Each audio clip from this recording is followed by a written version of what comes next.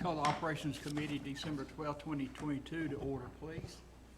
First, we're going to have the prayer by Commissioner Mays and then the pledge of allegiance by Commissioner Yeager. Let us pray. Dear God, thank you so much for this beautiful day that you have given us, God, and just thank you so much for this season. Thank you for the birth of your son and all that means, God. And I ask that you watch over us tonight as we conduct county business. God, I ask that you watch over everyone who is traveling during this season, God, and especially our first responders who are out protecting this county that we love. God, be with us and protect us as we go throughout the night and as we leave. In Jesus' name we pray. Amen. Amen. Salute, pledge.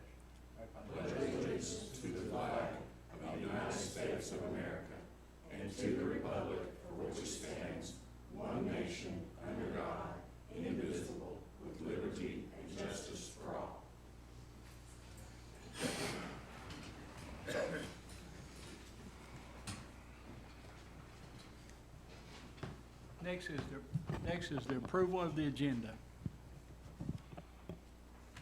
So moved. Have a motion, we have a second. Second. Any discussion, all in favor? Aye.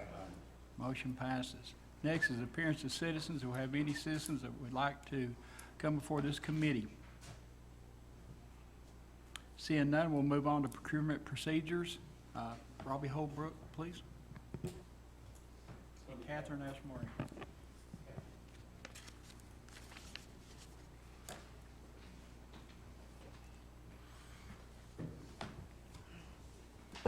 Good evening, everybody. I'm Catherine Edgemary, your Deputy Purchasing Agent. I know most of you, but I haven't met all the new commissioners yet. My boss is Robbie Holbrook, and since I had a baby last January, he's graciously been going to the commission meetings for me. It's very nice of him. So before the meeting started, I distributed copies of our purchasing handbook. And that's a very simple document that's meant to be a reference tool for the departments to help with their purchases. And it can also be found on our website. It gets updated periodically. It's not an exhaustive document, and oftentimes unique situations arise that require consultation with Robbie or audit or with Jay. And our department also has a financial management policies and procedure manual that's on the finance department website. So the purchasing process starts when a department identifies a need. Before any purchase can be made, there must be a line item budget and a PO in place. An exception to the purchase order requirement is the list payment of items on the direct pay listing. Those can be just paid directly with a check, but there still must be that budget in place. Purchase orders are issued from requisitions that are signed by the department head or the department head's designee. And if there aren't those sufficient funds, then the department must make a budget transfer request or a new appropriation request via a budget amendment to the budget committee. And if an existing contract is not in place, then quotes or bids may be required. The first page of that handbook lists the dollar thresholds that dictate those decisions. And we post the bids on vendor registry for at least 10 business days. And we also post any sole source purchases that exceed that bid threshold for transparency reasons. Vendors can sign up for free in order to receive emailed bid notifications from vendor registry when we post bids that match the products and services that they provide. And anyone can go out and view all of our current and past bids on vendor registry. The purchasing website has a link to that website for anybody that's interested. When provided a scope of work, our office can issue a bid very quickly within a business day. And I'm also happy to help develop with scopes of work. I actually really like to do that. Kind of a dork in that matter. A purchase order is a type of contract. When a vendor incorporates their own terms and conditions into a purchase, those terms are sent to the law director for review. And the county IT department where Board of Education Office of Technology reviews all IT-related purchases. A separate contract may be issued in addition to the PO, the purchase order. Contracts that obligate future year funding must be approved by the purchasing committee and then full county commission. And then on the other side of procurement is when an item is no longer needed. And first, we email a list to department contacts once a week to see if there's an internal need for those items, and it gets transferred to them. If no one has the interest, we put the item on GovDeals, which is a public auction website. And purchasing committee and county commission approval are required before any capital assets can be declared surplus. And those approvals are also required before we donate anything to any other any other governmental entity or non-governmental entity, which I've only known us to do once. We donated some items to the Ponderosa Zoo. But again, that required full commission approval. The purchasing handbook also explains some of our other processes that we're responsible for, including managing assets and managing the fuel and the purchasing card programs. Attachment 5 in the handbook is that P-card policy. So that's a very brief description of the procurement process, and I'm happy to answer any questions or discuss anything else in further detail. And our office is always available to answer any questions or discuss, or if you all have any ideas for improvements, we're happy to hear them too. Any questions for Catherine? I've got one. What we're going to be discussing later is a merger or partnership on another building. How would we do that? That would be one of those unique situations we'd work with Jay on, because I've not dealt with that before. The merger between the chamber and tourism you're talking about? 501c3 and Yeah, the government. Well, we would do those before, but what I think specifically what you're speaking about, Tim, and please correct me, is this situation with the tourism is neither a co-owner or co-tenant. This is a zero lot line. There's two individual properties. One will be owned by Anderson County Tourism, or Anderson County for the Tourism Council, and one will be owned by the Chamber. This goes right down the middle of the building, like a planned unit development, like a condo you may see, but that's what this proposal is about. Well, when we did the DARC building and we did the jail committee and all that, we had a committee and then we had to send out bids for different contractors. So we won't have any say-so in that?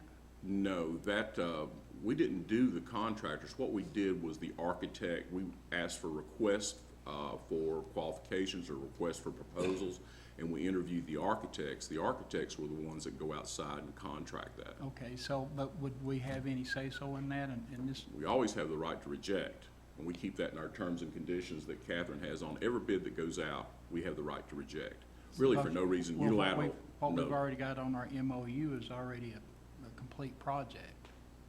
Excuse me? The drawing, where's it? We've already got a completed project that That's we'll a- be voting on. That's a concept right there. That's, we don't have a complete project, and I caution you that we can't have the actual number of square footage for either the chamber or the tourism until that building is complete, because we've got a provision in there, and I hate to get too in-depth into that tourism thing when Catherine's speaking, but this is an opportunity to speak to it. We've got a minimum of 0.25 acres on that, so we have to have that. It's going to have to be surveyed as built, and also we've got a minimum square footage that we've contracted for, and that's 2,990. We're going to have to confirm that that building is in compliance with our purchasing contract on it. Okay. But typically when we're having construction projects, they are spec'd out by an architect, but then the bid still comes through our office. We have the bid opening there, and as Jay said, the right to reject any bids.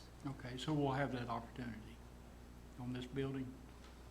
I hope so, especially on the county side. Yeah, on the county side. Yeah, that's what I'm I don't saying. know how that's going to work on the chamber side. We have no authority over there, Right. other than the purchasing And contract. just the county side?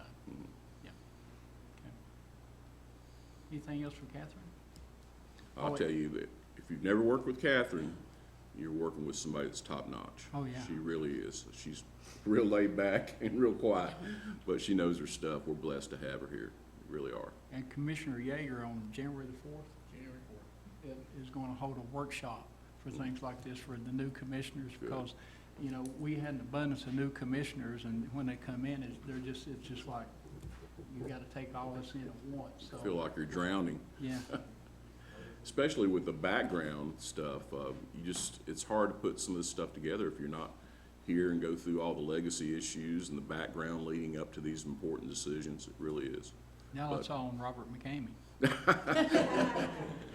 Yeah, remember, it used to be Robert and Mary, now it's just Robert. Yeah. Okay, thank you. All right, thank you all. Thank you, Next is the Kat. mayor's report.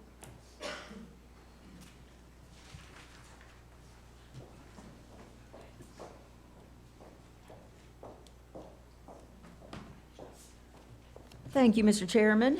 I have just a couple of action items. First of all, last month at the regular county commission meeting, you voted to approve a commitment of a delinquent tax property that's being held by Anderson County. That property is 303 Hill Street in Rocky Top. Your commitment was for use in the Tennessee Emergency Broadband Fund American Rescue Plan Broadband Infrastructure Grant by Highland Communications in Anderson County. Details were to be worked out that required a legal opinion from the law director. So based on that legal opinion for how we meet that commitment, I'm requesting the following actions. The first is, law is very specific regarding delinquent tax properties and how we have to put them up for auction, and then if we receive a bid, they're subject to publication in the newspaper where we can accept other bids. However, TCA, under the delinquent tax code, does allow us to retain. So specifically, TCA 67.5-2507B10 reads, "The county may, upon a majority of its legislative body determining it in the best interest of the county to use the property for a public purpose, decide to retain ownership and possession of such property." So you have in your agenda packet a resolution that Jay has put together. It's resolution number 22-12-973. And this authorizes us to retain ownership in this property. And if you will look down through his whereas, he puts a lot of descriptions about the property there that we own. And then describes that we will be keeping this, retaining this for that broadband grant for that public purpose. So that's what that resolution is. That's the first step.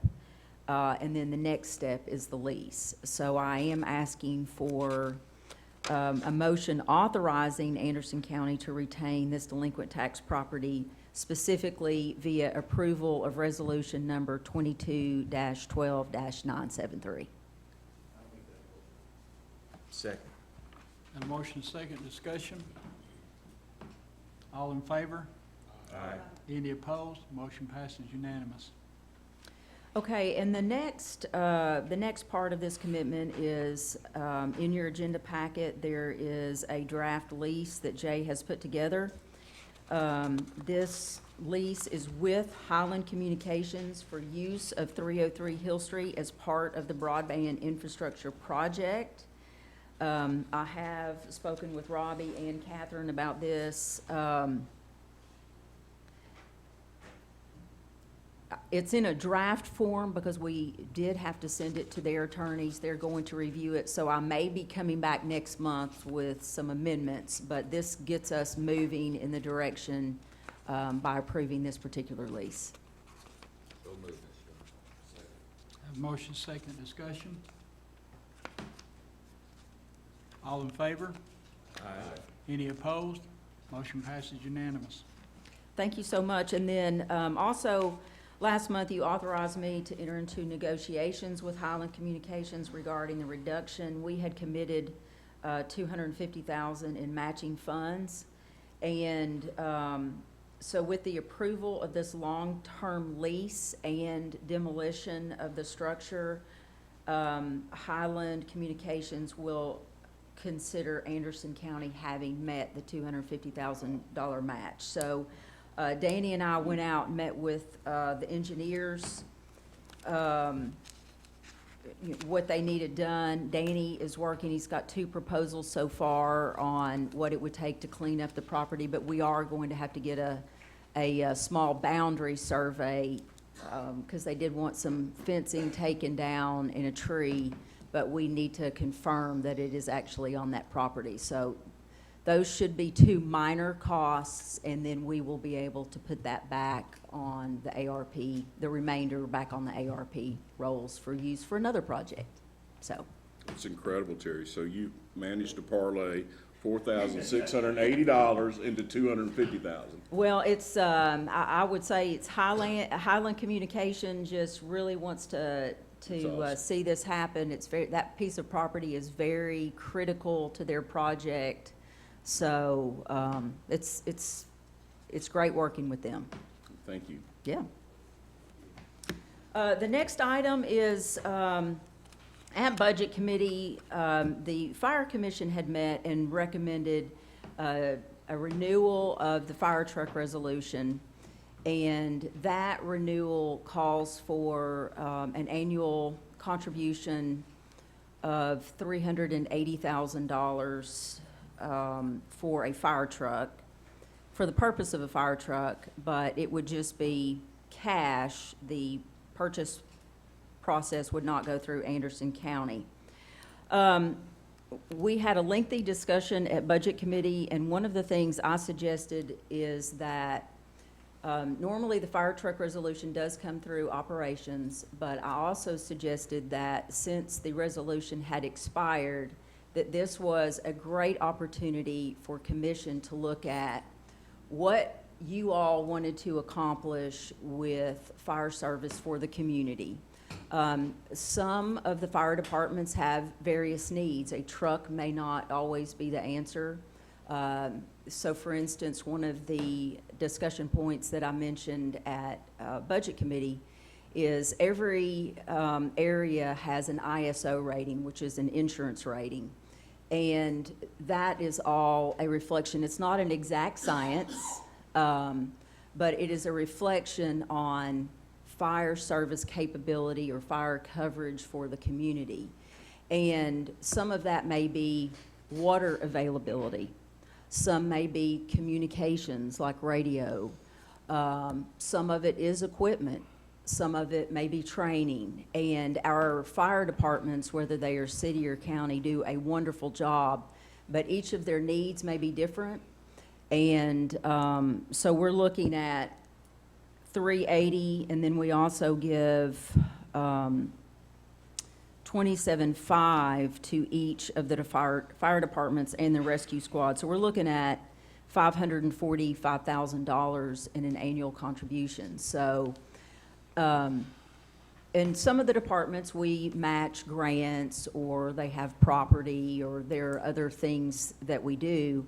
So what I suggested to Budget Committee, and they had an active motion on the floor, and they pulled it back so that I could come to you, was that maybe we have a tiered process where we have some conversations as the governing body, county commissioners. You know, what do you want to see in fire service? What is your number one priority? And then from there, once you establish your priorities on what you would like to see, then we reach out to the fire departments. What's the state of your system? What are your greatest needs? So I've heard both good and bad. I've heard some of the fire departments don't like this idea, but I've also heard from some that say, we love that. We don't want a truck. We need X, Y, Z. And so this is not about taking support away from the fire service. It's is there a better way to do it? Is it time maybe to look at a taxing district? Are there other things that we can do for the fire departments? I know the state of Tennessee has a length of service award program where the county can put money into a fund with the state of Tennessee, and those funds, after 5 years of volunteer service, go back to that particular firefighter. So we can't pay them by law, by IRS standards. We can't give a salary to a volunteer department, but we can put money into a retirement account that after 5 years they could get out, or they could let it grow. It would go in with the government retirement, and they could tap that at another point. There are all kinds of ideas out there, but what I'm suggesting is that maybe we put a working group together. I don't think it's necessary to assign anyone. I could just pick some dates that are good for commissioners, and whatever commissioner wants to come, everyone could come. All 16 could come if they want, and then we could start ticking this out and use the opportunity to also interview each department and get some information from them. Commissioner Yeager. This would be a how many year, I can't, contract, agreement, like 12, 15, I can't remember how many departments are covered under this. I think 11. 11? That's correct. So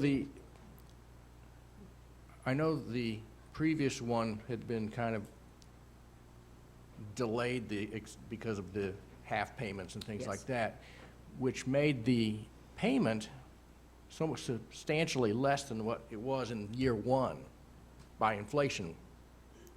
Is there any talk about indexing this to an annual inflation? We have that in there. Is there? Yeah. Robbie, we've got an inflation. Okay, I thought it stayed stagnant for all those, okay. No. Okay, It had- cool. It didn't account for 2022, but it did have a 2.5% annual inflation built into Yeah, the okay. original resolution. That sounds kind of skimpy these days, doesn't it? Yeah, Yeah. But our 10-year resolution wound up being 15, yes, And that's what scares some of the departments off. yes. Promised money, because they said, y'all promised us a truck so many years down the line, and then it wound up being 2 or 3 years later before we got the money. But, it's our fault for doing that, because we had told them it was a 10-year deal, and it wound up being 15. Yep. But I like the idea of just giving them X number of dollars and let them buy what they need. I brought that up once before, but that was the problem then, is that y'all didn't, honor your first commitment. So how do we know you'll honor this if we go out and buy a truck and finance it? How do we know for sure that we're gonna get the money back? Right. So, but that was what I said. You just buy your truck and, we'll pay you so much each year. And they said, no, we're not gonna do that. Yes. So Yeah, that's why they want us to buy the truck and give it to them, a lot of them do. yep. So,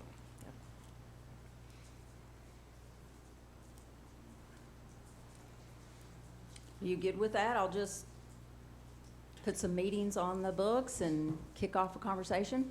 I has thought to it be would be good advertised. too, to bring in, I know CTAS has some folks that have helped in the past. It used to be Kevin Lauer. I don't know who that position is now, but they had, back in the day, they put out a great handbook.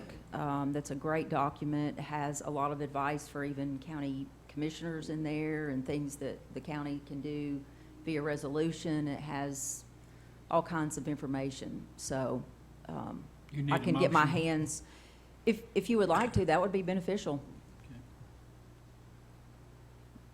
so moved. Okay, got a motion second.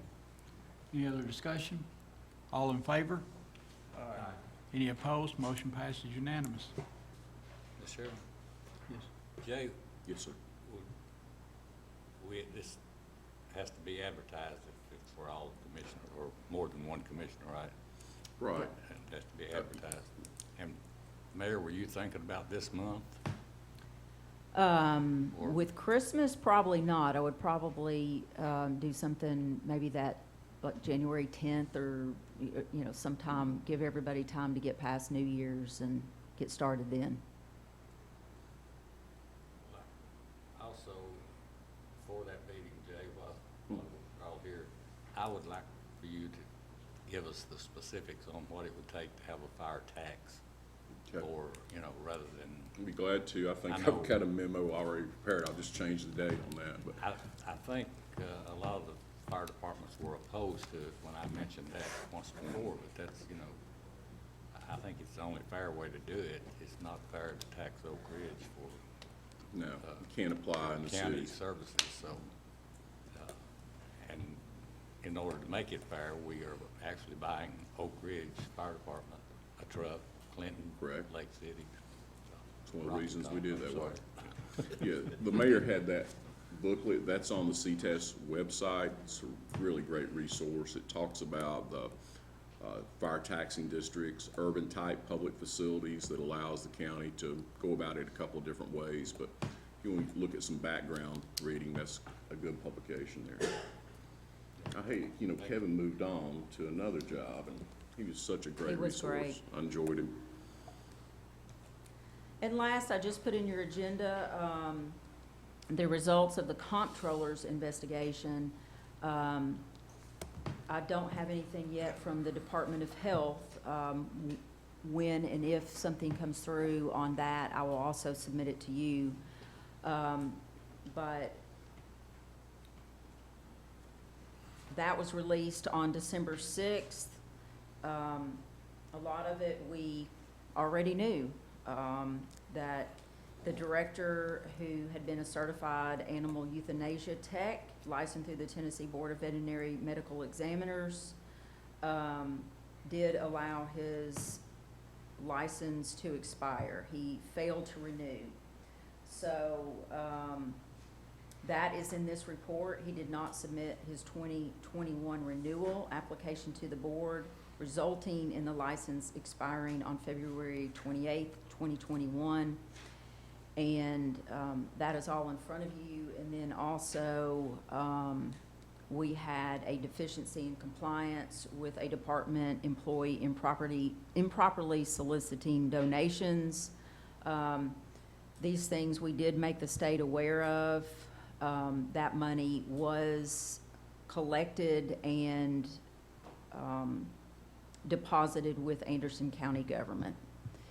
There were some other issues that did not make it into the report where there was no finding. So some of the other allegations, such as donations or donated materials going on eBay, things like that, there was no, I guess, what would you say, Jay? Unfounded. Unfounded. So anyhow, Terry, I think it's really important to note that we self-reported this.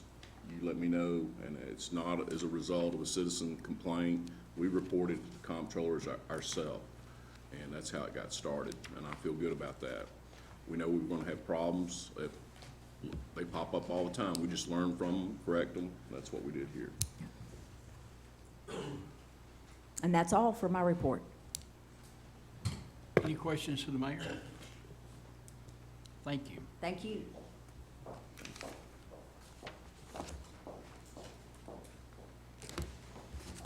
Jay? Oh, Lord, have mercy. You gonna throw me up here on this one? I'm just the writer of the document. Please understand that. No, I always enjoy working with Rick and Stephanie, but, we're gonna, this is in draft form. The first two things I've got there, the mayor covered them, number one, number two.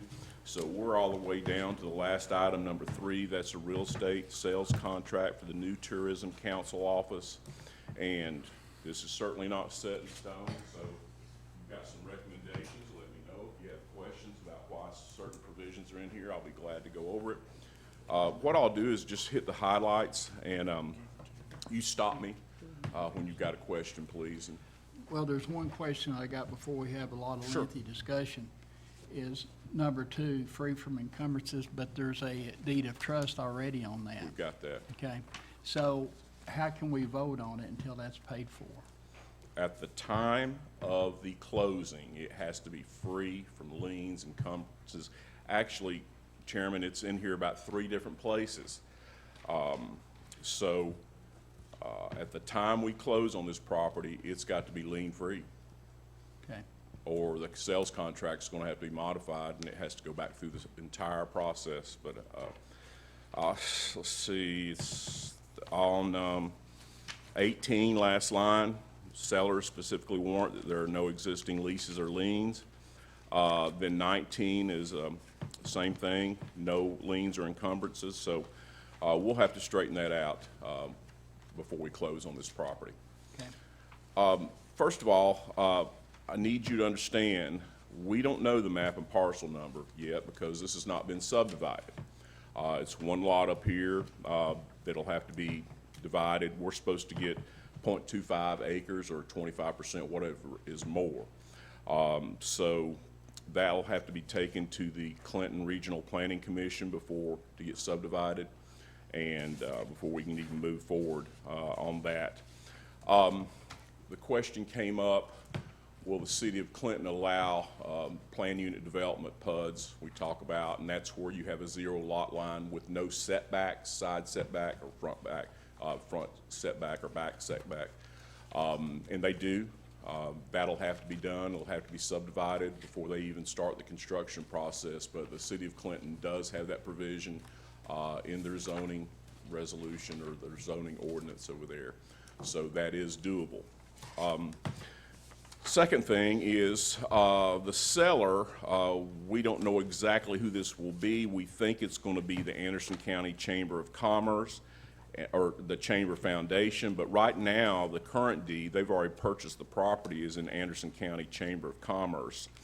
But we believe there will be a quitclaim deed over to the Chamber Foundation. That's why you've got so many seller versus sellers and parentheticals and the apostrophe, the S and the S apostrophe and all that through there. So we'll clean that up once we get it transferred, or if the chamber decides if they're going to transfer it to the foundation via quitclaim deed. Hopefully it'll just be one seller involved in that. Again, I've written on here, subject to future subdivide. That's the description of the property. You can see that the chamber actually acquired this property on June 22nd, 2022. I've got a copy of the deed in this packet if you want to look at that. The closing date is set the 28th day of June 2024. I'm able to do that free of charge. However, I'll tell you this, we'll want title insurance on this property.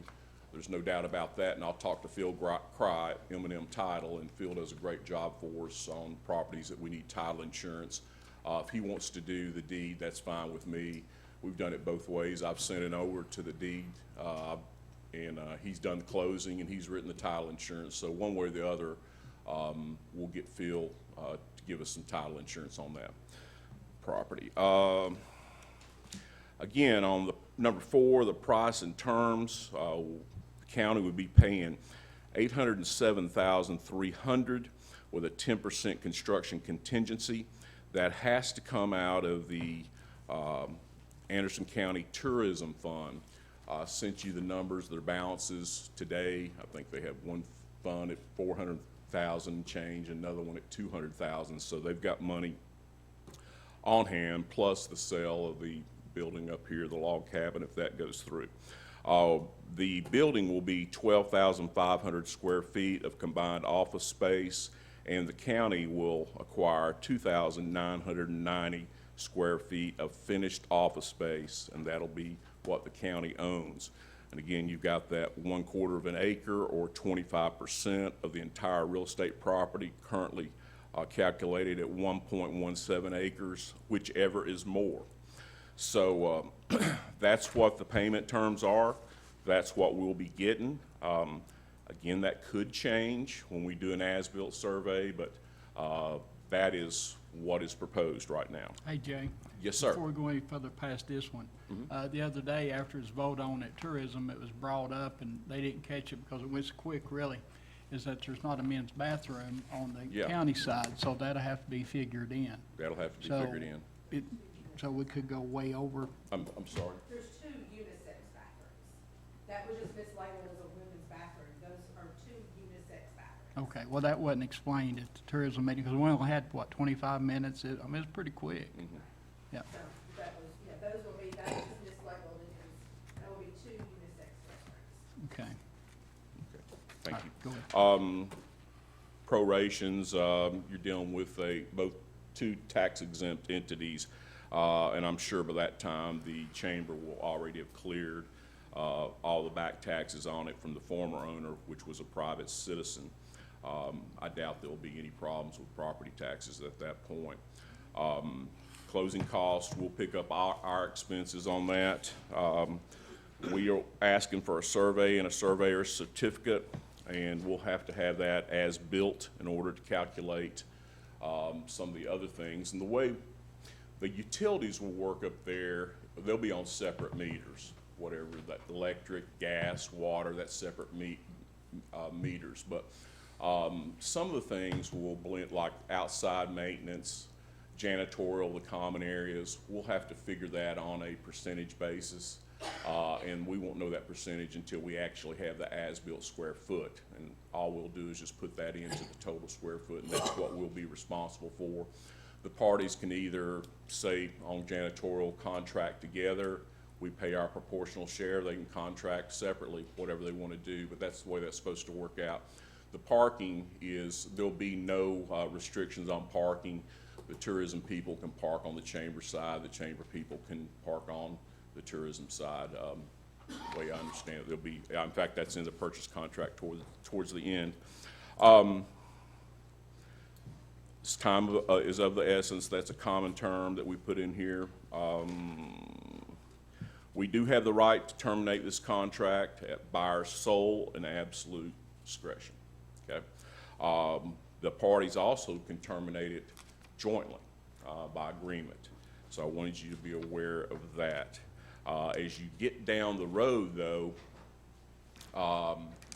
and they start building, construction starts taking place, we get into a term called quantum merit, and that's the value of the goods and services received. So if you did cancel a contract and there's construction already taking place, we may be on the hook for the value of the goods and services already received, being the construction materials and the services of construction. So just be aware of that. We couldn't walk away clear by just saying we're out of here. On 17, well, 14 is the standard condemnation. We don't know of any government condemnation. They don't at this time, and I doubt there would be. The government authority and compliance, this mandates that property has to be in compliance with certainly federal and state law, local statutes, but city ordinances. And I put that in there to make sure we're totally in compliance with the city of Clinton. We don't want to get sideways on another project with the city. And certainly the safety codes, life safety measures. And then 18, the bottom of that is another hitch we've got right now. Do that deed of trust. The sellers specifically warrant that there are no existing leases or liens on the property. Same thing on 19. 20 is something that we wanted to see. We have a right of first refusal, option to purchase. What that means is if we decide to bail out at some point in the future, then the chamber has the opportunity to buy our property, right of first refusal, and vice versa. If they needed to move, the county would be able to have the right of first refusal on that. No litigation, hazardous substances, there'll be an inspection. It talks about this inspection period. We'll be able to go in. We can go in, I put in here that we have pre-inspection rights, but there'll be an inspection period after it's built that we can go in and do our inspection and make sure that it is built to our satisfaction. The exhibit list is quite extensive there. I wanted you to see everything that we've got. We've got the deed to the chamber, the site plan, Tennessee GIS, and 2 different enlargements, the Tennessee Real Estate Assessment data card on it, the minutes of the Tourism Council for December 6, 2022, where they authorized this. Concept drawing depicting the building division, concept drawing depicting the property division, and then you've seen this before, I think Stephanie handed out several months ago, the necessary steps to relocate the Tourism Council building, and commission minutes from June 30, 2022, authorizing sale of the current building. Those are all exhibits attached to the purchasing contract.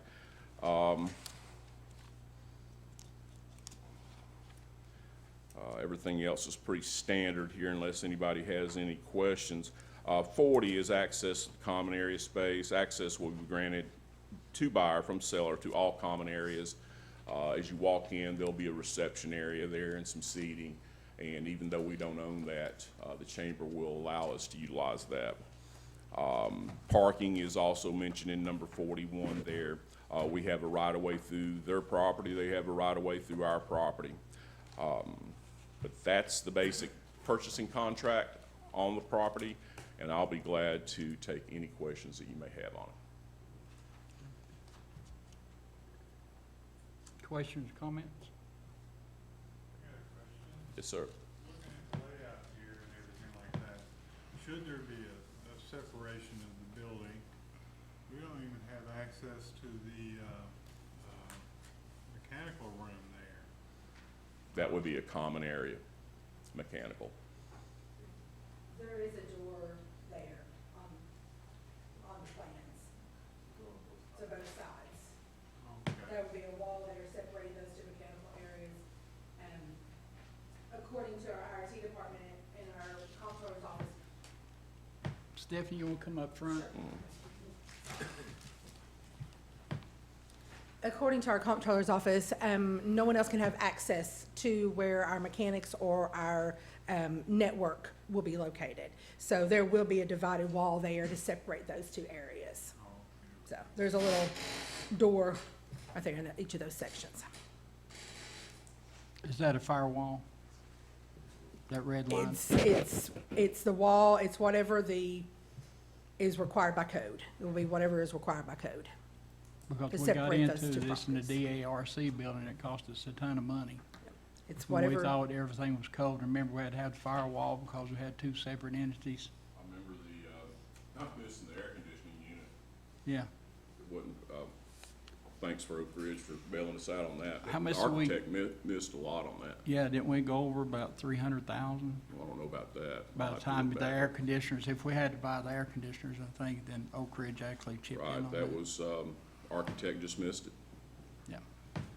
and all the units are, everything is separate, so. Okay. Got questions or statements? I've got a ton from constituents. Is this project contingent on, like, does the chamber move forward even if the tourism does not come? Yes, sir. And so, I'll try not to make this like a run-on sentence or a run-on series of questions, but, so the sale price of the building, which we haven't gone over yet, but I know that's coming up Monday. This additional money's coming from your fund balance, Yes. correct? At about 600,000. And 200 that was designated by my board and commission for the current building repairs or future building. When was that done? It was done through 2 different fiscal years, last fiscal year and the one prior to that one. Okay. And the authorization to sell your building, that was the prior commission, right? Yes, in June. And I'm assuming the other costs that you mentioned, Jay, surveyor, all of those things will come out of the tourism. Yes. Okay. Yes. As far as your budget goes, going to this building, other than obvious maintenance, and I'd imagine utilities, will there be any other increases to your annual budget? At this time, we really can't determine that. We pay for all of our utilities, all the utilities for the existing building, all of our liability insurance, everything associated with that building comes out of the tourism fund.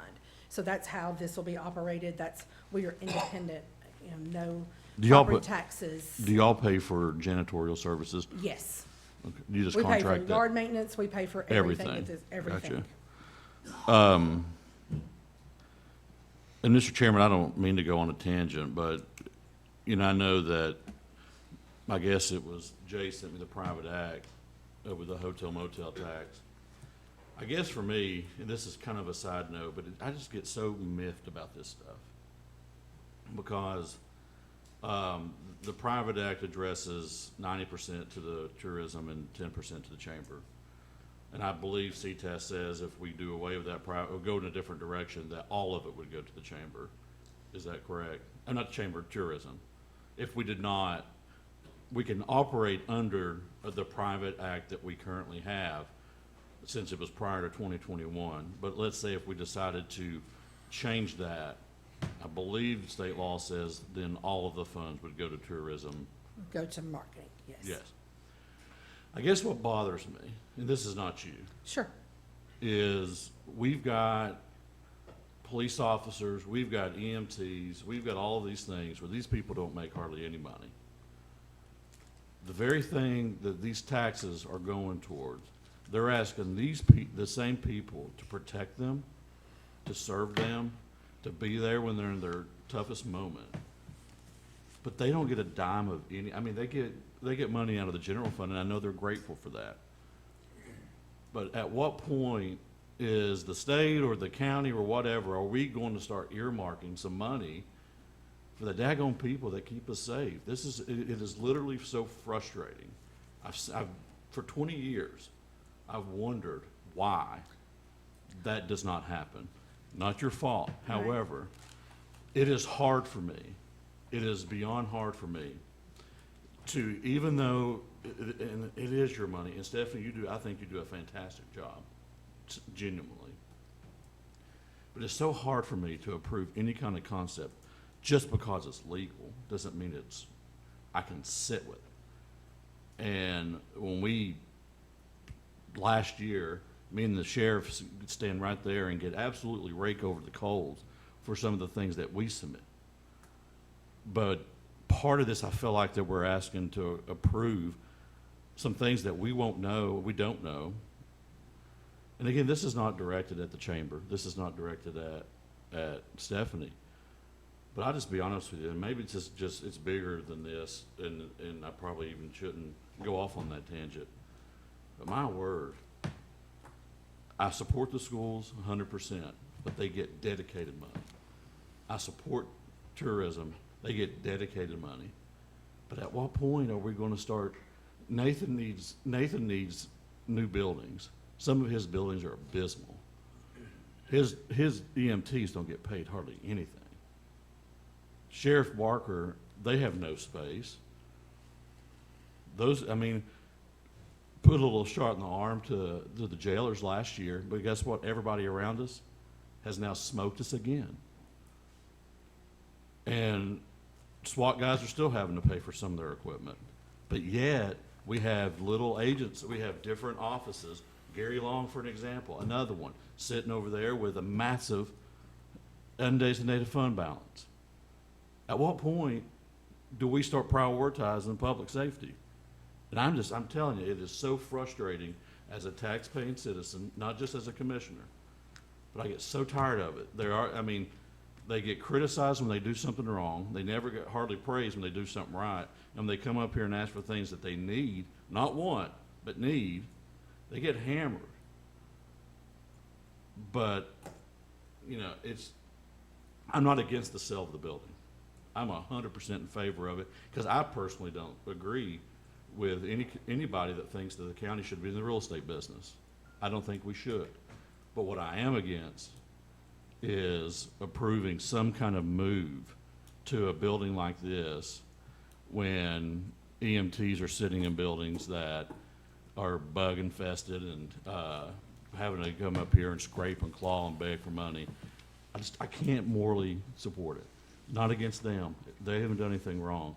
But until we, as a county and as a state, start really putting money towards these people who protect and defend, and when God forbid one of us have a heart attack or a loved one has a heart attack, we expect them to be there in 5 minutes, but we don't give them the money to get there in 30.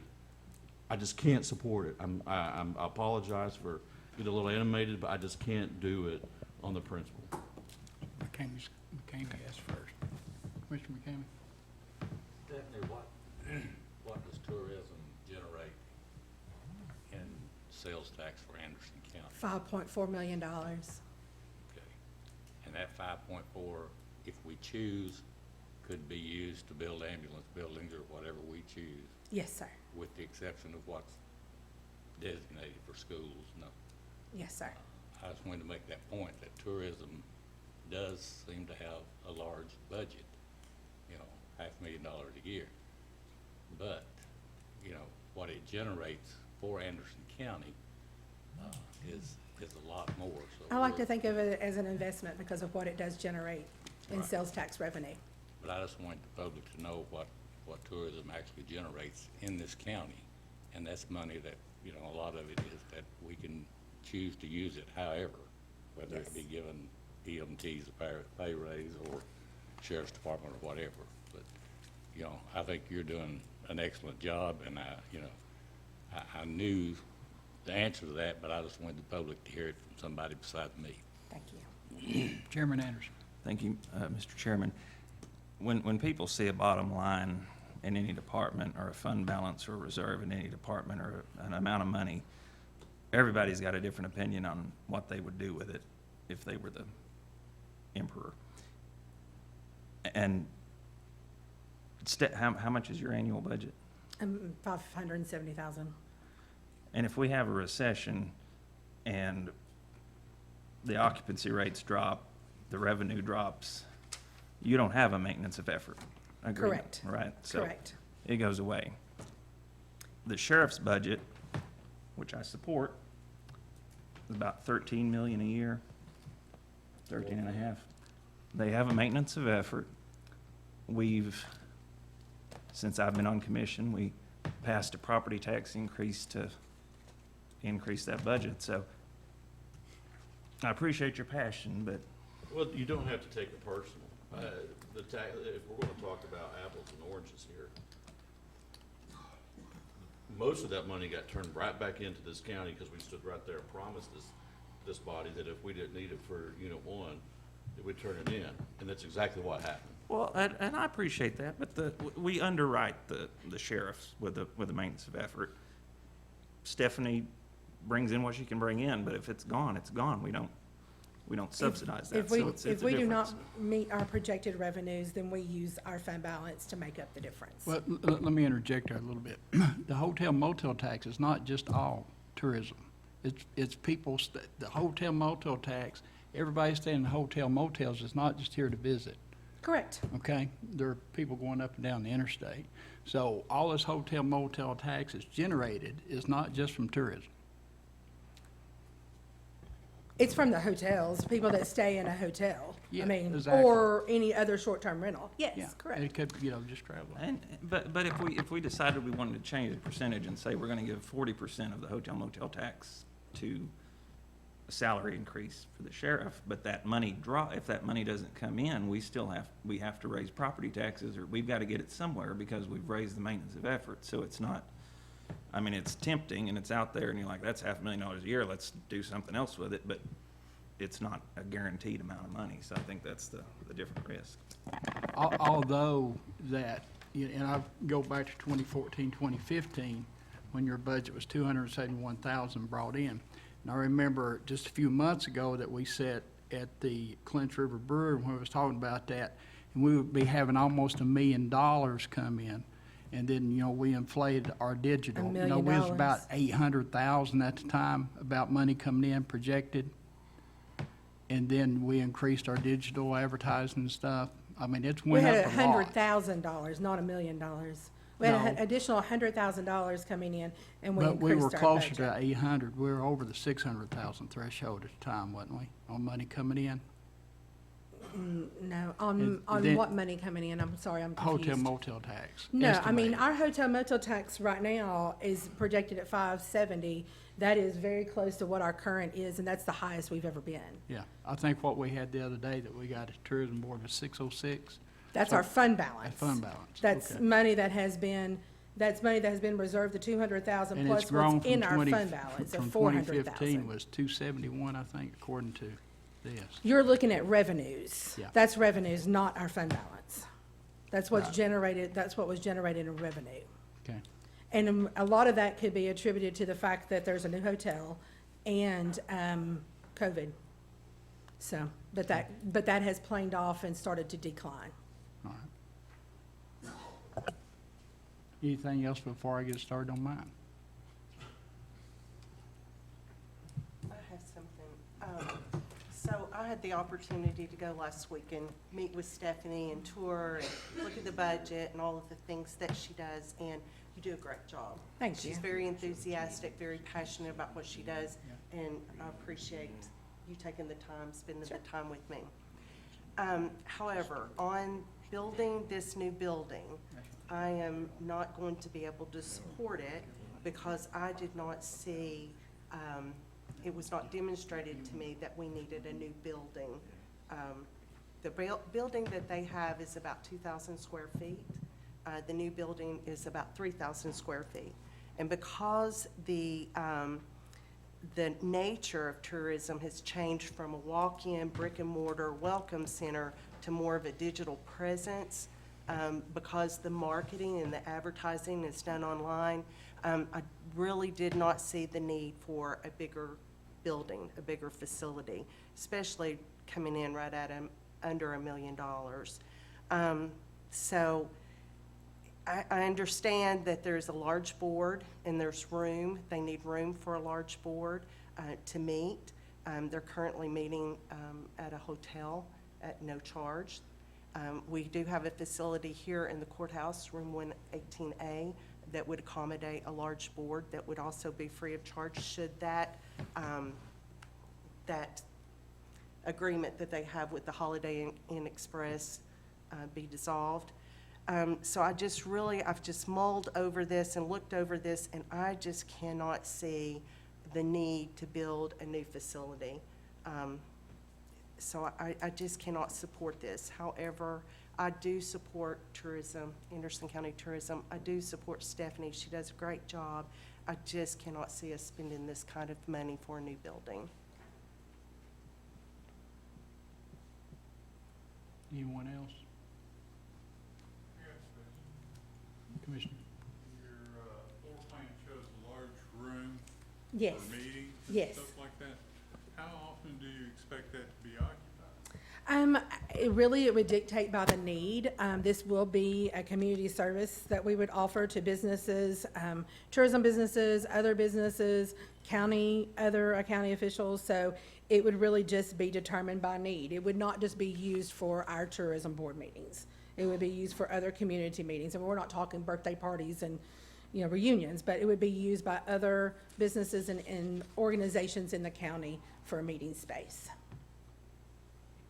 So that would be dictated by need. So, and there is a great need. I mean, if you have ever looked for meeting space, and we meet at the Holiday Inn when it's available. We've met at other facilities throughout the county too, as they're available. We used to meet at the health department before COVID hit, so. But there is a great need for community meeting space. How about the utilities? How will the utilities be affected? Right now, we pay our utilities. We would continue to do the same. Our building is not very energy efficient, so I'm not really anticipating that will increase that much, honestly. So, but it would all be paid by tourism funds. Okay, thanks to Robbie, we got the amount received from the hotel motels tax since 09-10. I'm not going to go back that far, but I will go over briefly, over the last 10 years, what this has brought into the county. In 12-13 fiscal year, we got $235,000. 14, we were at $292. then it stayed pretty steady for the next 3 or 4 years. We were at 318, 312, 317. Then we started increasing, 346, 352. Then 1920 was a bad year, 309. So 21-22 was a record year, 534,000. And this year is on target to be another record year. We are averaging, I'd say 55,000. So we could get $600,000 this year too. So I'm just trying to illuminate what you've been bringing in, not you specifically, because sometimes people just are on their way to Florida, stop at that Right. because it's an exit. But there's a large undesignated fund balance. It's Yes. just going to get larger. Well, right now, we're budgeted for $570,000. If we come in at that 600,000, we're gonna, I mean, that's what the projection is. We usually slow down in January and February and March. But I think we'll be pretty on target with what our expenses are, so it shouldn't grow. And then we will be using that for additional marketing, our plan in January. Yeah, that's what I was trying to get at a little bit. What is, nobody wants $1 million undesignated fund No. balance for you guys. No, sir. What is your target by your advisor For our council? fund balance? Yeah. We'd like to have about, especially if we're entering into what I heard, a rumor of a recession, we would like to keep at least $100,000 in there as a cushion, and then no more than half of our budget. So, And right our now, you're budget's at what? 570. I So- saw this earlier, but what is your current, 570 is our current budget. no, your undesignated is how much right now? 400 and, well, then 200 designated for the building. Yeah, So if we do not sell the building, then we'll be putting about $200,000 into repairs in the building. okay. So you're in the best fiscal position you've ever been in, probably, right? Yes. Okay, all right, thanks.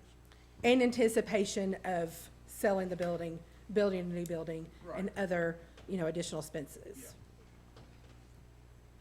But we try to spend that money every year. Anyone else?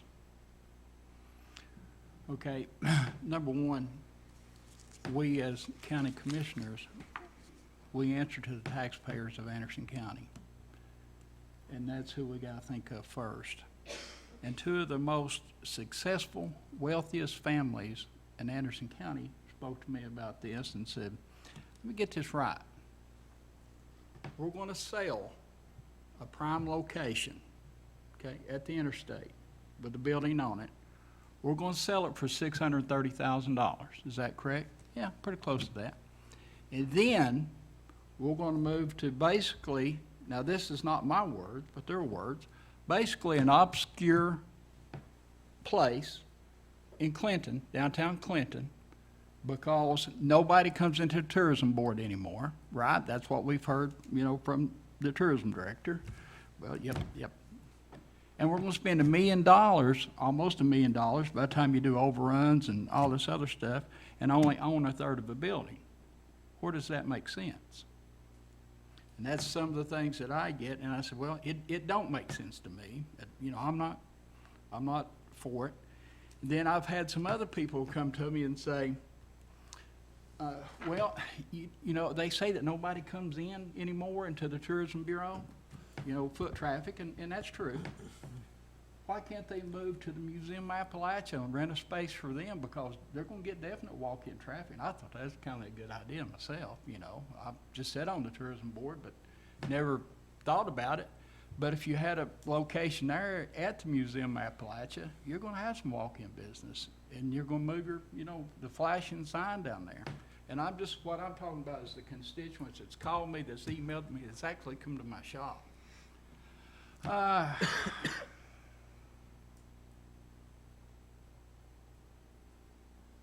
All right, then we get back to how it's being paid for. It was talked about it's gonna be paid for by donations and one major donor.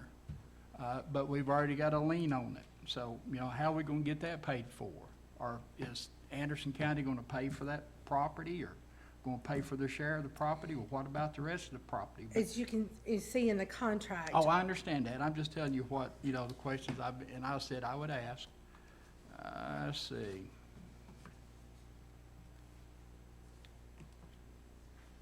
And this Anderson County government, and that's what we try to go through the procurement process, does not have any say-so in the design, like when we built the jail committee and all that. And who approves the design and the contractors. But the way I understand it, and that's why I sent out today to go back and listen for the new commissioners on the operations committee reports that we did, how all this is supposed to be laid out, okay?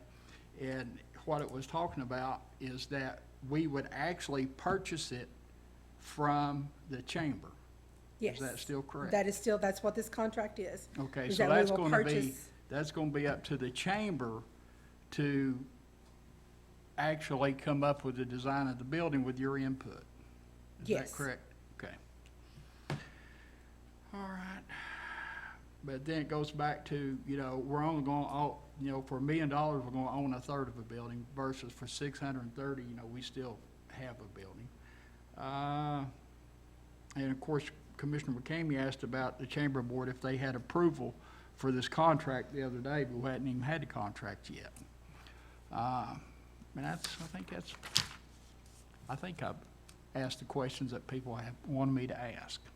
But again, you know, we answer to the taxpayers of Anderson County, and, you know, is this wise to, you know, sell for 630 and spend $1 million? So.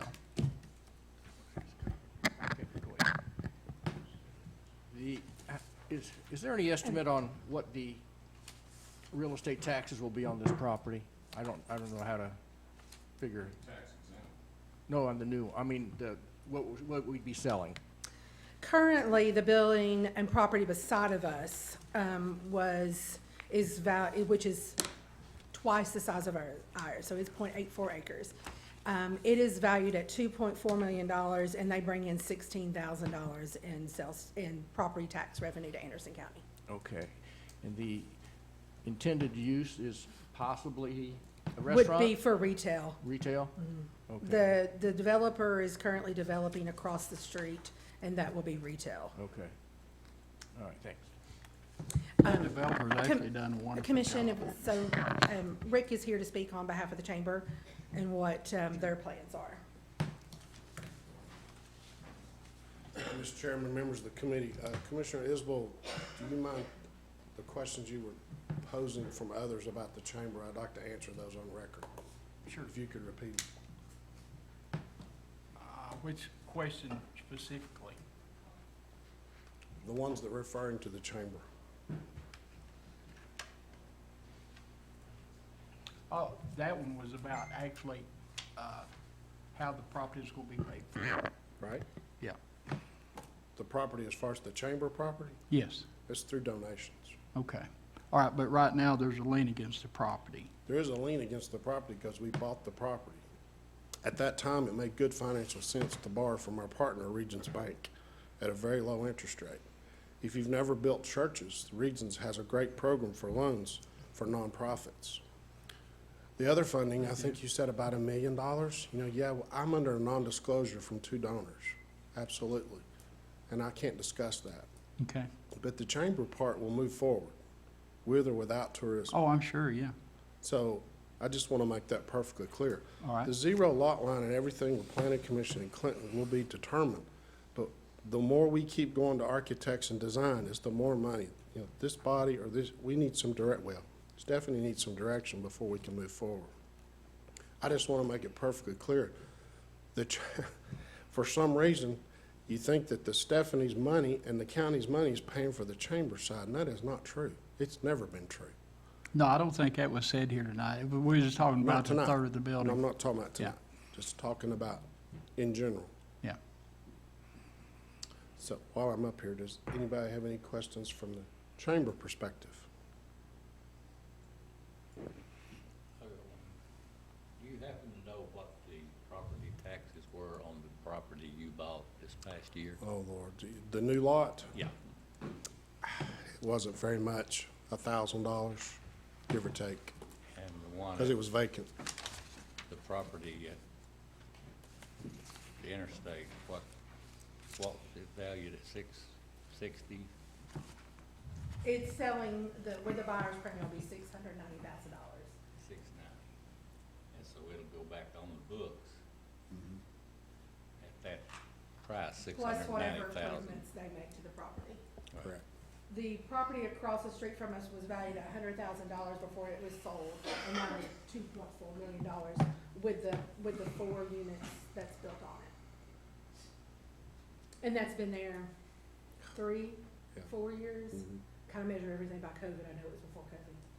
So we're taking a piece of property that's paying how much? And- Well, zero from the tourism building, it's just tax exempt.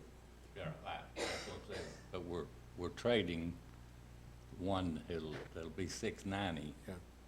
on the books. And the taxes at the same tax rate that everybody in the county pays. But the property that we're purchasing was less than $1,000. Yes. Okay. That's Mayor, do city you have any intent. input, any questions?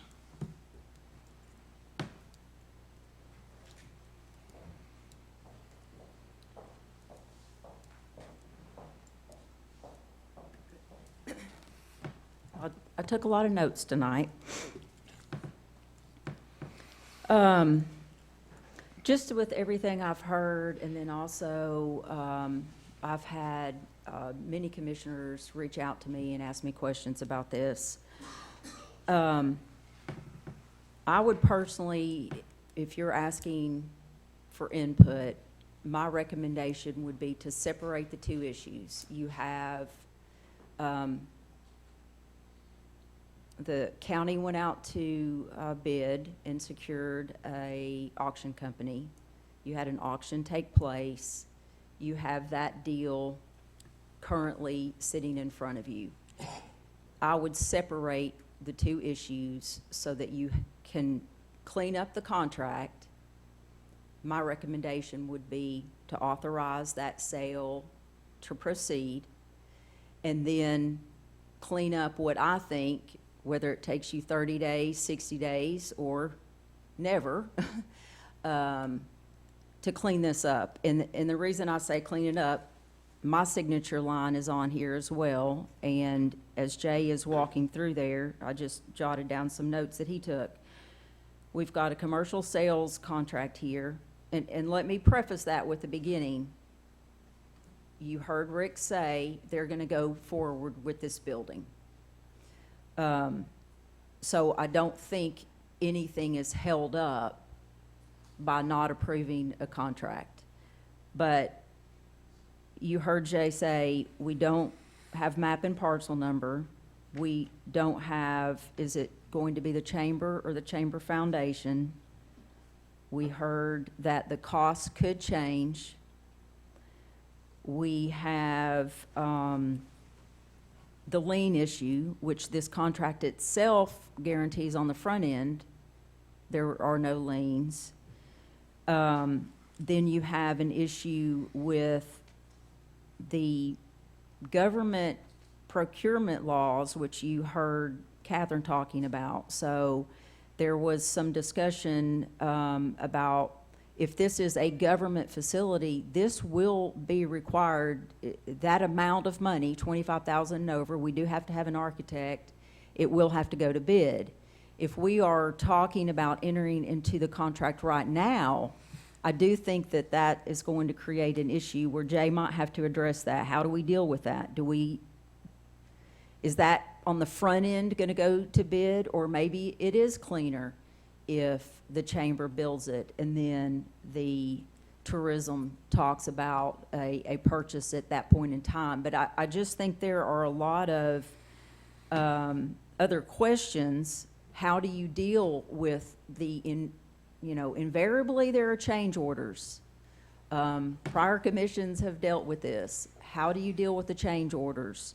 You're at 807,300 plus a 10% contingency, so that's 888,000. I just would encourage you to get the contract right, or maybe get some more details or a little bit more information. I personally, if I were negotiating this, would not feel comfortable leaving that many open-ended issues for a government contract. If it were my money and I'm risking it, and I have a relationship with somebody, and it's nothing against Rick or Stephanie by any stretch of the imagination, but from everything that's being said, there's still a lot to be worked out on a sales deal, but maybe you can authorize the other to go through. Those are just some high-level thoughts that I have. I mean, there are other options as well, but I don't think they are necessarily married to each other. And they're not married to each other reflected in this contract. So I think from what you do as a board and as an action and motions, I think you can keep that separate. Commissioner Allen? Yeah, I like the idea of separating things out. I think it would be much, much cleaner. It would help us new people to understand exactly what we're looking at here. Now we have this conglomeration of a lot of things happening all at one time. But if we separate things out and clean up this contract, then I could possibly support what we're doing. I like the idea of having more tourism in this area. I think that we need that. Stephanie does a very, very good job. And I do think that things have changed a lot, from people walking in to people having their cell phone, and they don't walk in anymore. They just kind of look at their cell phone and they go somewhere.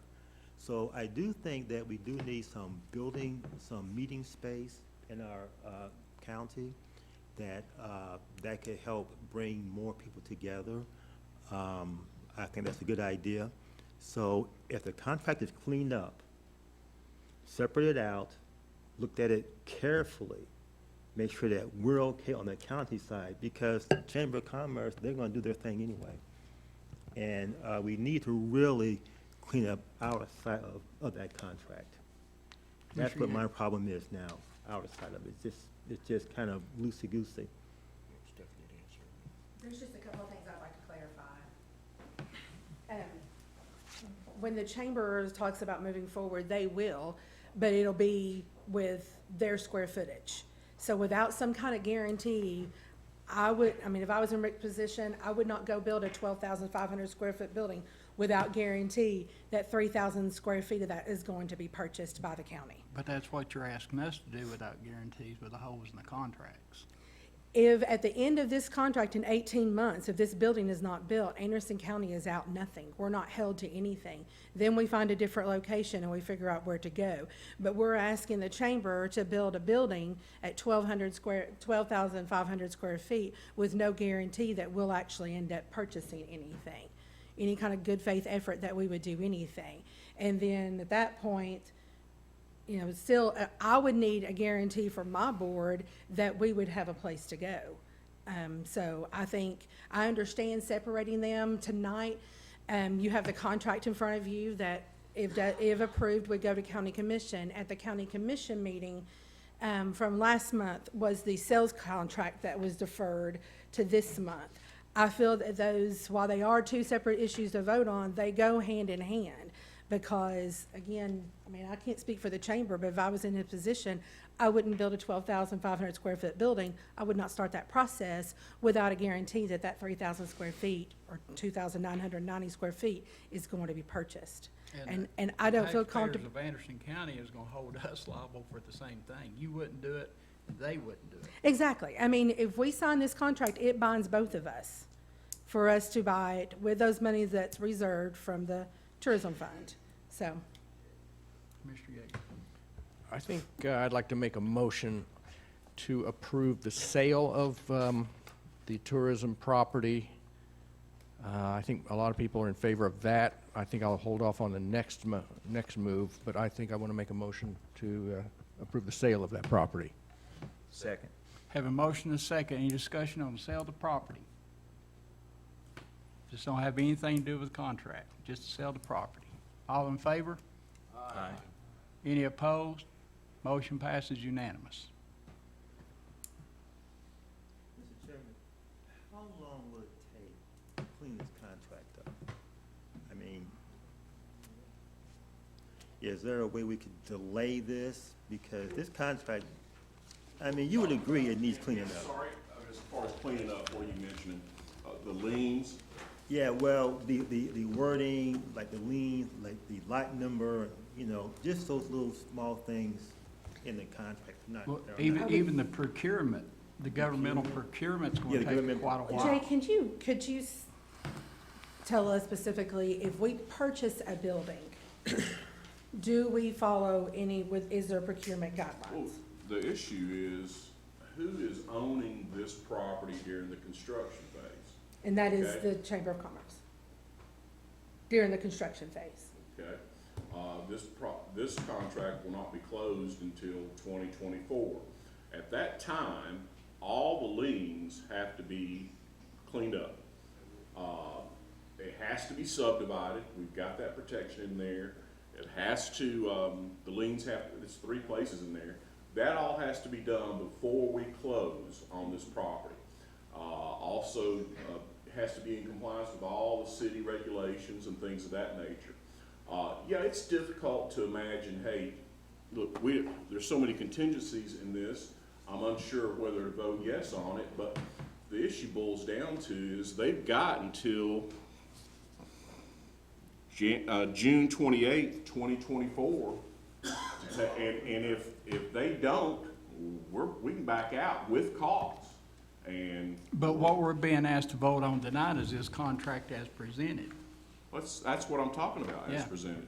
I'm not So- talking about anything else other than what you've got before you tonight. Yeah. The closing date on this contract, okay, where we actually get a deed for the property is June 28th, 2024. At that time, every one of the issues, the subdivision, the map and parcel, the liens, the compliance with city code, life safety measures, have to be in compliance. Everything has to be in compliance with this contract, or the county walks free and clear. Yeah, with no but see, loss. that goes back to what she was saying. He ain't gonna build it unless he's got a guarantee, and We then. have a guarantee through the contract. So as Yeah, long but as we I don't follow, know anybody that would approve this contract tonight, is it? I mean, there may be some here, but is this contract written?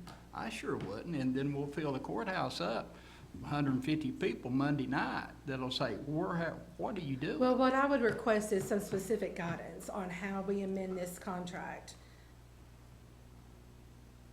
I don't If see if any. it's, if we the way want to how move we forward amend with this. this, how do we amend this contract to include some of the items that you all are concerned about? That's not what was asked for, was that's vote on the contract as written, you know, we were supposed to have it last operations, and you didn't even know it was coming to operations, remember? No, I did not. Okay, so then we didn't have it then, so now we've had another month to get it ready. And, you know, I don't want to take and put the taxpayers through another 205 Main Street or another DARC building. It's not fair to them. They've had to pay for it. And we're the ones that's standing here with 7 new commissioners. So, excuse me. It's not uncommon at all to have a purchase contract that has encumbrances or liens that must be cleared, or just, that's why you put it in the contract, inspections and all that. That's not uncommon at all. In fact, I'd say probably 95% of all real estate contracts have contingencies in them, that have to be met before closing. That's not uncommon at all. All right, and you represent county commission and the taxpayers and not directly the chamber? Oh, absolutely. I do what county commission tells me to do. Right, I have so if the county agrees on Monday to sell the property, Stephanie, is it your position that if we as a body say no to the chamber, you wanna stay put, or do you wanna look for someplace else? I would like to stay where we are. I mean, I don't know where else we would go at this point. I mean, Okay. we've looked at available property in Anderson County, and there's not anything. We own a facility now. Right. I would not be for leasing, that would encumber funds for the next who knows how long. And so we made payments on a building, we paid for it. The only way I want to enter into this contract is that we use sell the building and our reserve funds to pay for a building and own it. At the end of the day, we own a building now. When this is done, June 2024, we will own a building with the county will not be obligated financially in any other way. So- Other than, We just all agreed to separate it. well, I mean, I'm just answering his question as far as to what, I mean, Right. where we would, if we sell the building, where do we go?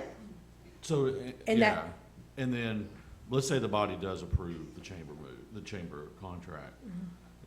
I know there was questions in the last meeting, where would you guys land until We would- 2024? We would be operating out of the chamber's current facility, and some of our storage will be at DARC. Because we have brochures, booth, where we go to boat shows, we have booth materials, equipment that we would store, and then our network would be at DRC, which is a county-funded building. And this is just a question out of curiosity. Rick, when you all move, is Regions gonna take that, like, what's the plan for that area? Do you know? We're currently month to month, Gotcha. in an agreement. Do you know what they're gonna do though when you all finish construction? No clue. I would assume they would rent it, but I don't, Okay, I don't know. gotcha.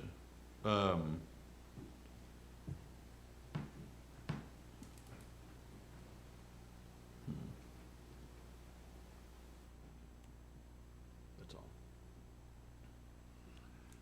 Do we have a motion to approve the contract as written? Sure. Got another question. Stephanie, if we go ahead and the motion we forwarded to county commission to sell the building, if that happens next Monday night, then you're homeless, right?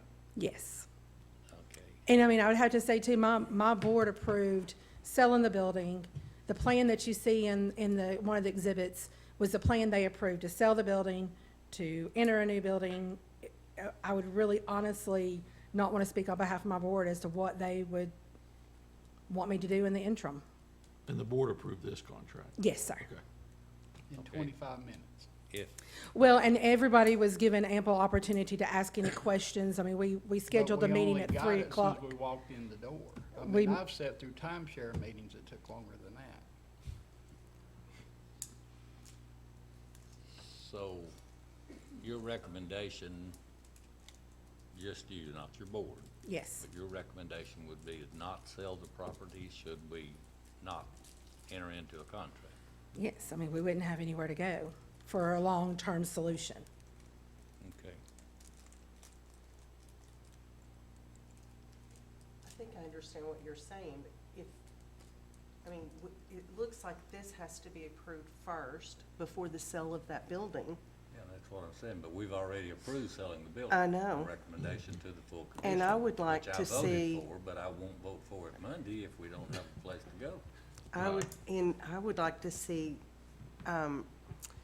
justification for this 3,000 square foot building. It's bigger than what we currently have, and we don't have anyone coming into that building. It's around 2,000 square foot.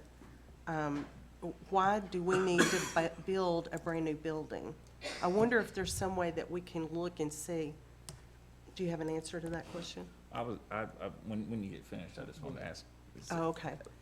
So I guess I want to go back, all the way back. Has that question been asked? The need? Is the need there? What justification do we have for this 3,000 Well, square foot? what this building has that the current location doesn't have is meeting space. Okay, That is the addition. This has office space, we have office space. This has a lobby, we have a lobby. This has restrooms, we have restrooms. This building that we're proposing has meeting space, has a large conference room, a small conference room, and then a kitchen that would accommodate, any kind of meeting that was held, a lunch Okay. meeting, a dinner meeting, a evening activity, whatever. So that is the addition. I mean, looking at our visitation to our Welcome Center, no, we do not have foot traffic, but we get a lot of requests, and I haven't documented them. You just have to trust my word for it, but we get a lot of requests. I know the chamber gets a lot of requests for a place to have meetings. One thing that came up a couple of years ago is when we had the fishing tournament. We had to have a place for them to register the attendees. We used Second Baptist Church. So it always puts us at the mercy of another organization in that situation. So that's, yes, could we make it work? Absolutely. But it always puts us at the mercy of another organization. Will the chamber side have a Yes, conference? their chamber side will also have a conference space. And we designed this so that we could be independent if we needed to be independent. All the plans and the documentation that you have, it does not include everything that is proposed for their side. So their side will have multiple meeting space, multiple meeting Yeah, rooms. if you'll go back and you look at that drawing, on the chamber side, you'll see this real large entry lobby area.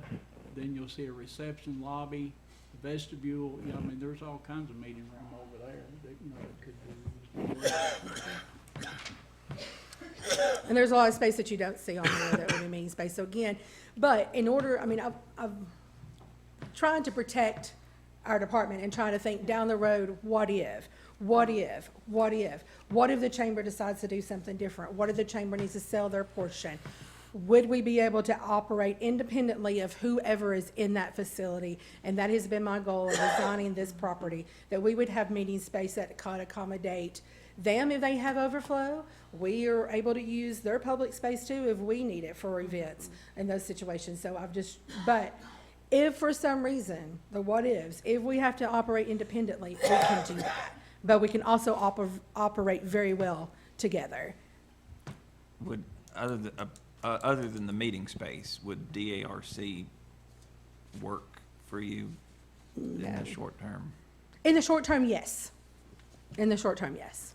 If there was some kind of reassurance that this contract, that we would be able to enter into this contract with the chamber and that we have a plan for the future. But if it's just gonna be, well, we'll sell it and we'll see, I don't feel comfortable taking that back to my board. Mr. Chairman, outside of the meeting space, we talked earlier today, and let me preface by saying, it's unfortunate that issues like this kind of get to the point that they get to, because honestly, I think that you do a good job, and you're a genuinely good person. Thank you. I appreciate that. And Rick has done such a good job at the chamber. Yes. Phenomenal job. It's just, and I want to thank too the people who I've said since I've been on commission, I've had some phone calls about issues, with zoning or different things, but I've never had a phone call yet about an agenda item until this.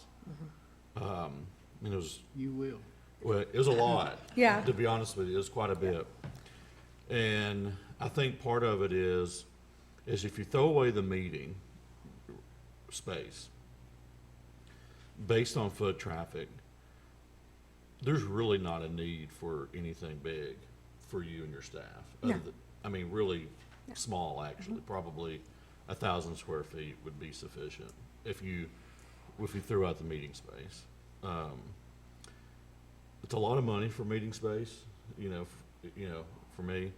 I guess the other part too is it's hard for me to envision voting for something that I can't see. You know what I mean? Right. Well, and unfortunately, that's the situation that we're in. And I'm telling you, and I understand that, but man, that is a hard sell for us to, because I don't look at this position as anything other than a conduit between government and the people. Anything more than that, I think, is not what we're supposed to do. And so that's a hard sell for us, or at least for me, to do that. And the last question I did have is, it was brought up about the purchasing laws. Where does this, in terms of, what's the legal opinion, or where do we fall at under purchasing guidelines and laws in terms of this right here? The buying of this building and entering in, do we have to, what do they fall under, Jay? That's why I asked the question previously, who's actually owning the property during the construction? Mhm. And doing the construction also, and that's the chamber. We would be buying a portion of a building from the chamber that's complete. So there would be, I don't know, maybe furnishings, things of this nature that have to go through our purchasing department. But as far as bidding out real estate, that's not how it's done in Tennessee. You know, real estate is not something you go out for bid on. And I think the public policy reasoning for that is, look, real estate's on the market, you know, you can buy it. If somebody says a sale sign up, anybody can go up there and buy it. Jay, have you heard anything here tonight? I mean, I know clean up the contract, but have you heard anything that actually needs to be changed in the contract? No, that's why I was asking Commissioner Allen, I mean, the term clean up the contract. There's things I'd like to see. I'd like to see one seller, and I think that's gonna be the foundation. Yeah, all this stuff, I'd like to see the subdivision already taking place. I'd like to see the liens erased, but that doesn't have to happen until the June 28th, 2024. These are all contingencies. That's why you put them in a contract. You put them in there so they'll be taken care of, the liens will be erased, and you can go to closing. That's the contract here, I think, is as solid as it can be right now. Sure, I'd like to know exactly who the seller is, but we'll know as we get closer to closing time if you approve this contract. But there's no problems with the contract legally. I don't see an issue at all with it. Sure, there's contingencies there. There's no doubt about that, and we would want to see those, especially that lien issue. But again, you've got till the 28th day of June 2024 to get that taken care of, and that's a long way away. And again, like I said before, if these contingencies that are embodied in this contract are not resolved, then we back away with no loss. And again, I'm no advocate for this. I'm doing my job. I'm presenting the best possible document I can to you. And, you know, I don't take the stance of being a proponent or an opponent. I remain neutral and objective on these issues. And you tell me what you want to see in a contract, I'll put it in there if it's legal. If anybody wants to see anything added to this contract, I'll be glad to do that for you. We'll talk about it. But to say the contract's full of holes, no, this contract is protecting you very much so. But again, it all has to be cleaned up before closing. Really quick, just for being new, I really don't know the answer to this. So, ADOS, the contract price, if there are change orders and things like that, because, I mean, cost of construction goes up, all of those things, who eats that? The chamber? We have a 10% contingency. Outside the 10% contingency in that 807, the chamber's on the hook for it. Chamber is. It's like this, if this had it happened before building prices went up, it'd been a world mess, because that 10% contingency wouldn't hold it. And that's all we're on the hook for, is Gotcha. the sales price plus the 10% contingency. Okay. Mayor?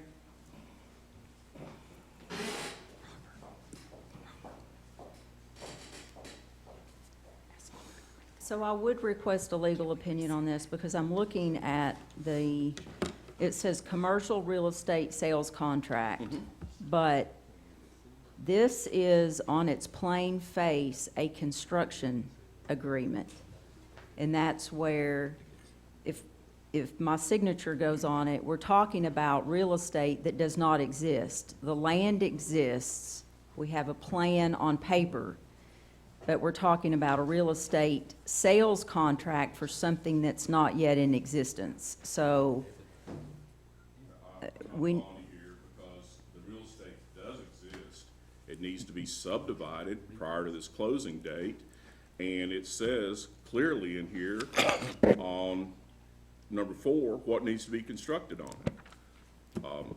yeah, that's what I'm saying. There is no, this isn't for the land, this is, Yes, it is. it's an agreement for what will be a building. It's for the land, the real estate, and the building. The land will be 0.25 of an acre, or 25% of the entire real estate property, whichever is more. And then you've got the Square footage, the building has to be 12,500, the county would own 2,909. So it is a sales contract for not only real estate, land, but also a future building that will be built on it. Right, a future building. So I just want to be comfortable that if my signature's on there, I'm not in running the state purchasing laws for putting the tourism portion out to bid. Because that's my, and I can spell it out or put it in a written request, but we're talking about a sales contract. The real estate, the real property, the building, does not exist yet. That's why you've set the closing date in June of 2024. So I just want to make sure that we're not circumventing the purchasing laws for the construction of what is the county government side of the building. We don't own it now. Okay, we, even if this was approved, we wouldn't own it till the 28th day of June, 2024. The chamber owns it. They're not subject to governmental purchasing regulations at all. Now, when we buy it, yes, if we do anything, furnishings, whatever the like, at that point, it is subject to governmental purchasing. But why would a piece of property that we don't own be subject to governmental purchasing? Well, I'm sitting in the back of the room listening to what sounds like the emperor has no clothes, and we're all debating on an invisible building and a sales contract, and we're setting something future. I mean, if we want to talk about a letter of intent or an intent to enter into an agreement with the chamber building, I think that's one thing, but we're entering into a real estate sales contract for a building for bricks and mortar and sheetrock that does not exist, and to me, that is an agreement for a construction project. I mean, that's how I'm looking at it, because It there's is an nothing agreement for a there. construction project that the chamber's fully on the hook for. Yep. But we're talking about the county owning this in a condominium zero lot line. That's why I just want to make sure. We would own it as of the 28th day of June, 2024. And that's where I just want to be comfortable that that's not, if the auditors, maybe we could reach out to them. Be If glad they to. say that that's fine, After that date, it is governmental property, and at that point, but we're committing to it. we're committing to this contract, okay? That's it, everything that's in this contract. And everything that's a contingency has got to be resolved, erased before the 28th day of June 2024. Okay. Thank you. I'll get any opinion you want. You know, we've made some mistakes that's cost the taxpayers millions. Mr. Chairman, after further discussion, I'd like to make a motion to reconsider the sale of that building, the Welcome Center. Second motion. Reconsider that. We got a motion and a second to reconsider. Any discussion? Mr. Chairman, I can't see selling it because, you know, Tourism Board, what they approved was this contract and then the sale of the building. And there has not been a recommendation from the Tourism Board to sell the building unless we have the place planned. So I would encourage everybody to vote against this until we decide whether or not we're going, you know, I think we kind of got the horse before the cart here. So I would encourage everybody to vote against, or vote for this motion to reconsider. Any other discussion? All in favor? Aye. Yeah, I comment after. How many ayes do we have? 3, 4? Motion fails.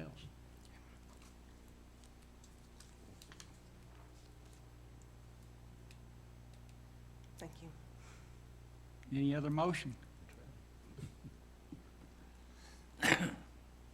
Seeing none, we'll move on to new business. Contract fails for lack of motion. Next, under new business, is we have a new state champion in Anderson County, 15-0. And then we had an all-star game this week where all the players from Anderson County come together. And we had Anderson County players, Oak Ridge players, players from Burrville, excuse me, Clinton. But it was a great opportunity. And it showed a lot of unity. And you even had players, I mean, people from Greenville, come from everywhere. And it showed good sportsmanship, so. And we won. That's right, we won. 21-14. Yeah, we beat Knoxville's best. Any other new business come for this committee? Any old business?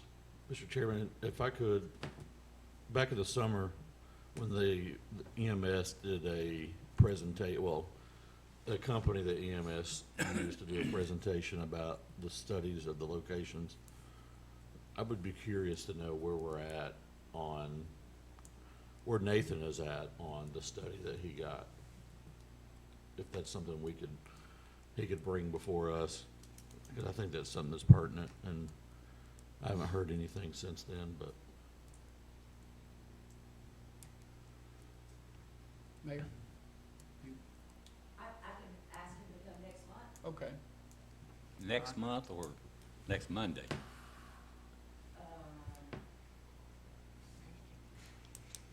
What is your preference?